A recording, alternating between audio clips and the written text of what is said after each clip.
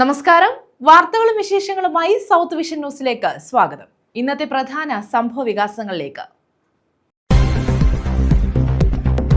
MSC Elsa 3 കപ്പലപകടം. വലിയ അളവിൽ മാലിന്യം അടിഞ്ഞുകൂടിയെന്നും മത്സ്യത്തിന്റെയും ജലത്തിന്റെയും ഗുണനിലവാരത്തിൽ പ്രശ്നമില്ലെന്ന് കണ്ടെത്തിയതായും മന്ത്രി സജി ചെറിയാൻ. എറണാകുളം, കൊല്ലം തീരങ്ങളിൽ പരിശോധന നടത്തി കുമ്മായം കടലിൽ കലർന്നിട്ടുണ്ടെന്നും ജലത്തിന്റെ pH മൂല്യത്തിൽ മാറ്റമുണ്ടാക്കിയെന്നും മന്ത്രി നിയമസഭയിൽ.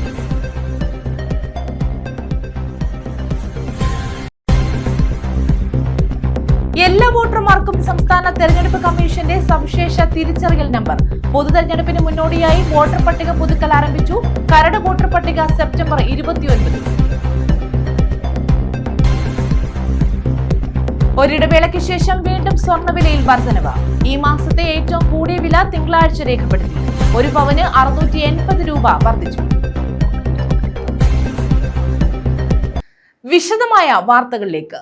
MSC എൽസ 3 കപ്പലപകടത്തിൽ വലിയ അളവിൽ മാലിന്യം അടിഞ്ഞുകൂടിയെന്നും എന്നാൽ മത്സ്യത്തിന്റെയും ജലത്തിന്റെയും ഗുണനിലവാരത്തിൽ പ്രശ്നമില്ലെന്ന് കണ്ടെത്തിയതായും മന്ത്രി സജി ചെറിയാൻ.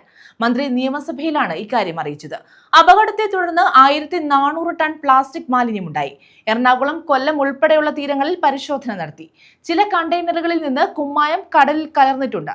ഇത് ജലത്തിന്റെ pH മൂല്യത്തിൽ മാറ്റമുണ്ടാക്കിയെന്നും മന്ത്രി അറിയിച്ചു. MSC എൽസ കപ്പലപകടത്തിൽ 1400 ടൺ പ്ലാസ്റ്റിക് മാലിന്യം ഉണ്ടായതായാണ് മന്ത്രി അറിയിച്ചത്. എറണാകുളം, കൊല്ലം ഉൾപ്പെടെയുള്ള തീരങ്ങളിൽ പരിശോധനയും നടത്തി. ചില കണ്ടെയ്നറുകളിൽ നിന്ന് കുമ്മായം കടലിൽ കലർന്നത് ജലത്തിന്റെ pH മൂല്യത്തിൽ മാറ്റമുണ്ടാക്കിയെന്നും മന്ത്രി വ്യക്തമാക്കി.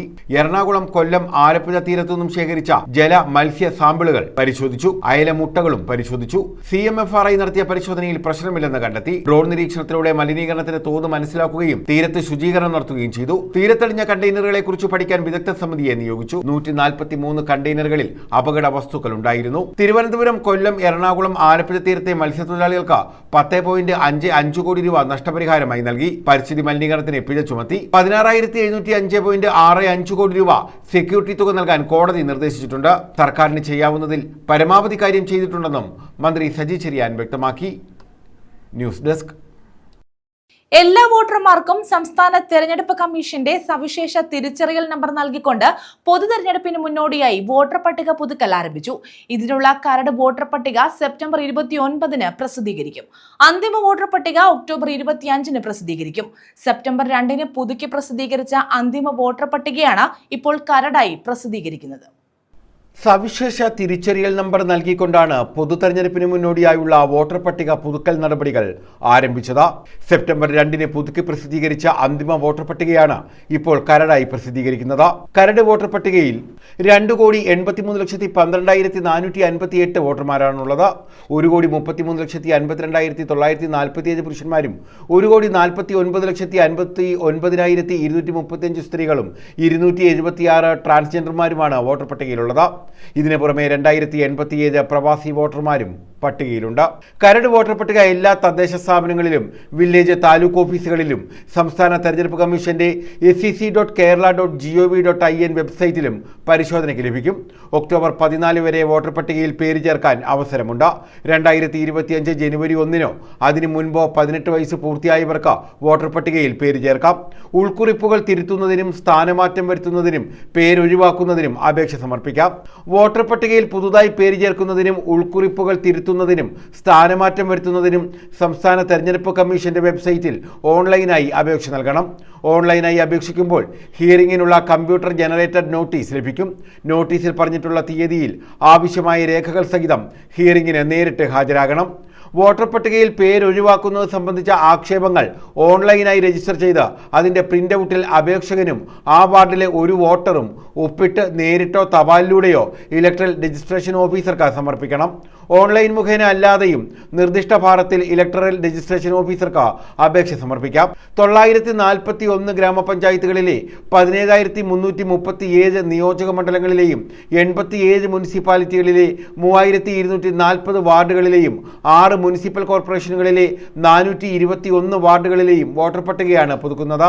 ഗ്രാമപഞ്ചായത്തുകളിലും മുനിസിപ്പാലിറ്റികളിലും അതാത് സ്ഥാപനങ്ങളിലെ സെക്രട്ടറിമാരും കോർപ്പറേഷനുകളിൽ അഡീഷണൽ സെക്രട്ടറിയുമാണ് ഇലക്ടറൽ രജിസ്ട്രേഷൻ ഓഫീസർമാർ.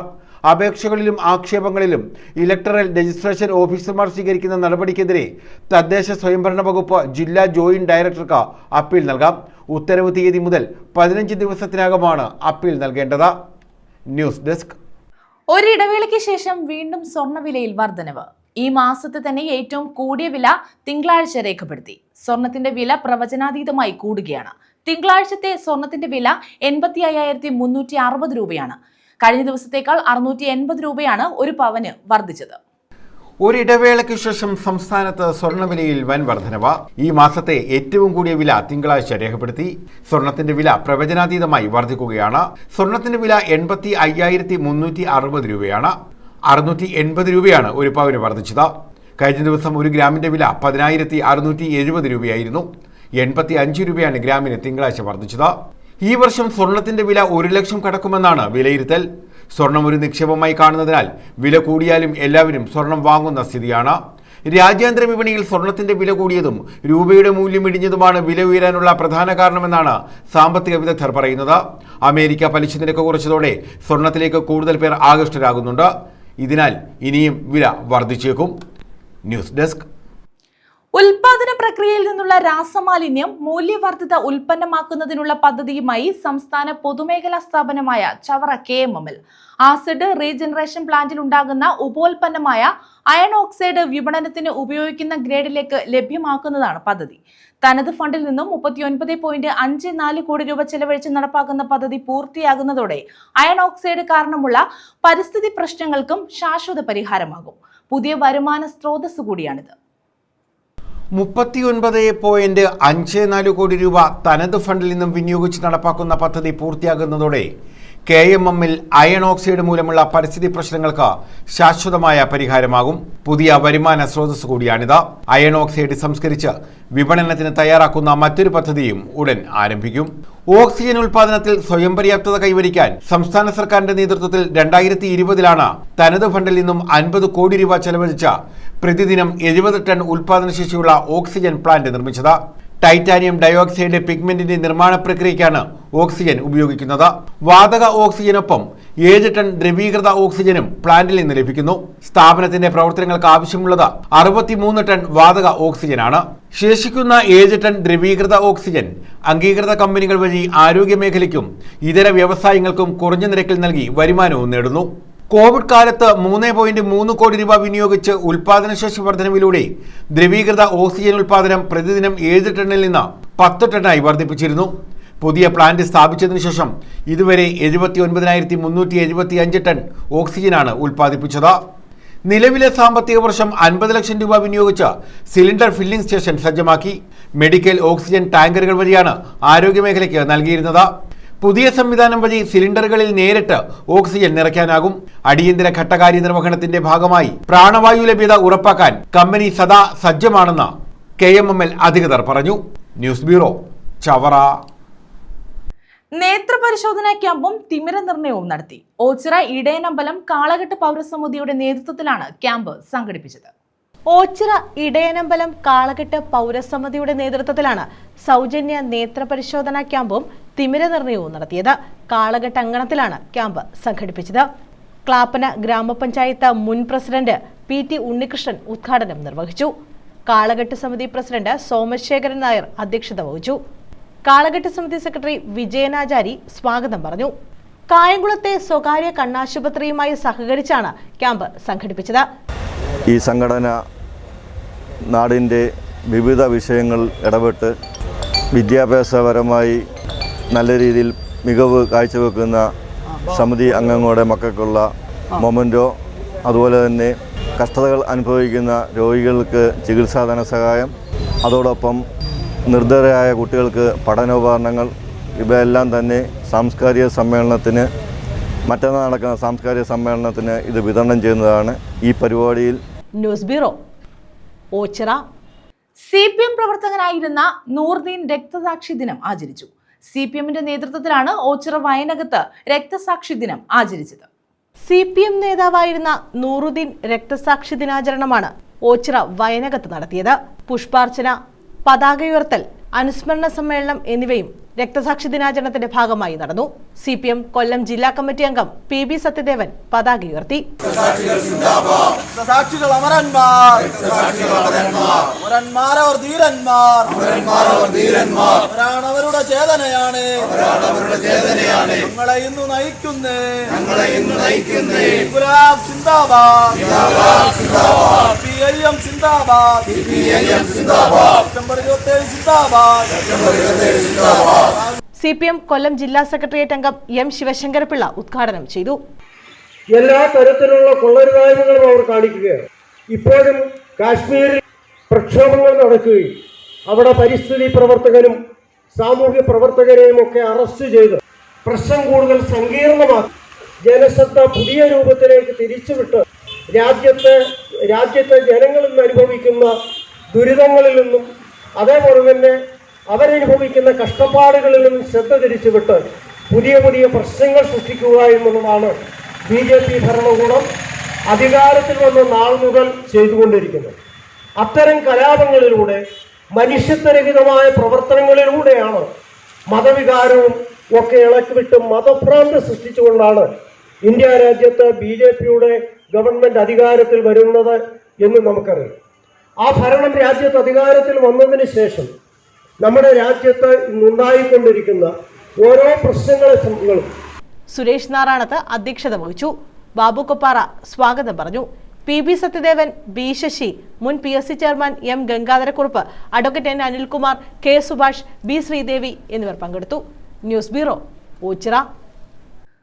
യുവതിയെ കുത്തിക്കൊന്ന കേസിൽ ഭർത്താവുമായി വീണ്ടും തെളിവെടുപ്പ് നടത്തി. പുനലൂർ കലയനാട് കുത്തനാടിയിൽ ഭാര്യയെ കുത്തിക്കൊന്ന കേസിലാണ് ഭർത്താവ് ഐസക് മാത്യുവുമായി പോലീസ് തെളിവെടുപ്പ് നടത്തിയത്. കഴിഞ്ഞ തിങ്കളാഴ്ച രാവിലെയാണ് ഭാര്യ ശാലിനിയെ ഇയാൾ കുത്തിക്കൊലപ്പെടുത്തിയത്. കലയനാട് കുത്തനാടിയിൽ കുടുംബവഴക്കിനെ തുടർന്ന് ഭാര്യയെ കുത്തിക്കൊന്ന കേസിലാണ് ഭർത്താവുമായി പോലീസ് തെളിവെടുപ്പ് നടത്തിയത്. കൊല്ലപ്പെട്ട ശാലിനിയുടെ ഭർത്താവ് ഐസക് മാത്യുവിനെയാണ് കലയനാട് കുത്തനാടിയിൽ എത്തിച്ചത്. കുത്താൻ ഉപയോഗിച്ച കത്തി സമീപത്തെ കാട്ടിലുപയോഗിച്ചെന്നാണ് പോലീസിനോട് ഇയാൾ പറഞ്ഞിരുന്നത്. കൊലപാതകത്തിന് ശേഷം ഇയാൾ നടന്നുപോയ വഴികളിലൂടെയും സമീപത്തെ റബ്ബർ തോട്ടത്തിലും റെയിൽവേ ട്രാക്കിലും എത്തിച്ച് പരിശോധന നടത്തി. എന്നാൽ കത്തി കണ്ടെത്താനായില്ല. Punalur SHO T Rajesh Kumar, SI Aneesh എന്നിവരുടെ നേതൃത്വത്തിലായിരുന്നു തെളിവെടുപ്പ്. കുത്തനാടി ചരുവിള പുത്തൻവീട്ടിൽ ശാലിനിയെ കഴിഞ്ഞ തിങ്കളാഴ്ച രാവിലെ 6:30യോടെയാണ് ഐസക് മാത്യു കൊലപ്പെടുത്തിയത്. ഇത് സംബന്ധിച്ച് ഫേസ്ബുക്കിൽ ലൈവ് വീഡിയോ ഇട്ട ശേഷം ഇയാൾ കീഴടങ്ങുകയായിരുന്നു. News bureau, Punalur. മുഖം മാറിയ KSRTC ബസ്സുകൾക്കൊപ്പം മുഖം മിനുക്കാനൊരുങ്ങി KSRTC ബസ് സ്റ്റാൻഡുകൾ.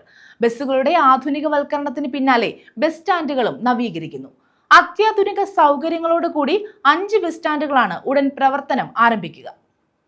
മുഖം മാറിയ KSRTC ബസ്സുകൾക്കൊപ്പം മുഖം മിനുക്കാനൊരുങ്ങുകയാണ് KSRTC ബസ് സ്റ്റാൻഡുകളും. ബസ് സ്റ്റാൻഡുകൾ നവീകരിക്കാനുള്ള നടപടികൾ ആരംഭിക്കുകയാണ്. അത്യാധുനിക സൗകര്യങ്ങളോടുകൂടി 5 ബസ് സ്റ്റാൻഡുകളാണ് ഉടൻ പ്രവർത്തനം ആരംഭിക്കുന്നത്. പദ്ധതി മുന്നോട്ട് വയ്ക്കുന്ന സ്ഥലങ്ങളും ഡിസൈനുകളും ഗതാഗത മന്ത്രി KB ഗണേഷ് കുമാർ ഫേസ്ബുക്കിലൂടെ പങ്കുവച്ചു. കൊട്ടാരക്കര, കായംകുളം, ചങ്ങനാശ്ശേരി, ആറ്റിങ്ങൽ, ചെങ്ങന്നൂർ തുടങ്ങി തെക്കൻ കേരളത്തിലാണ് ആദ്യഘട്ടത്തിൽ നവീകരണം നടപ്പാക്കുന്നതെന്നും മന്ത്രി അറിയിച്ചു. അടിപൊളി ബസ്സുകൾ വരുമെന്ന് പറഞ്ഞു, വന്നു. ഇനി ഇതാ അത്യാധുനിക സൗകര്യങ്ങളുള്ള ബസ് സ്റ്റേഷനുകൾ. ഡിജിറ്റൽ യുഗത്തിനനുസരിച്ച് KSRTC മാറുന്നു. ഇതുവരെ നിങ്ങൾ ഞങ്ങൾക്ക് നൽകിയ പിന്തുണയ്ക്ക് നന്ദി. തുടർന്നും നിങ്ങളുടെ പിന്തുണ ഉണ്ടാകട്ടെ എന്ന പോസ്റ്റും മന്ത്രി KB ഗണേഷ് കുമാർ പങ്കുവച്ചു. News desk. പ്രധാന വാർത്തകൾ വീണ്ടും. MSC ELSA 3 കപ്പലപകടം. വലിയ അളവിൽ മാലിന്യം അടിഞ്ഞുകൂടിയെന്നും മത്സ്യത്തിന്റെയും ജലത്തിന്റെയും ഗുണനിലവാരത്തിൽ പ്രശ്നമില്ലെന്ന് കണ്ടെത്തിയതായും മന്ത്രി സജി ചെറിയാൻ. എറണാകുളം, കൊല്ലം തീരങ്ങളിൽ പരിശോധന നടത്തി. കുമ്മായം കടലിൽ കലർന്നിട്ടുണ്ടെന്നും ജലത്തിന്റെ pH മൂല്യത്തിൽ മാറ്റമുണ്ടാക്കിയെന്നും മന്ത്രി നിയമസഭയിൽ.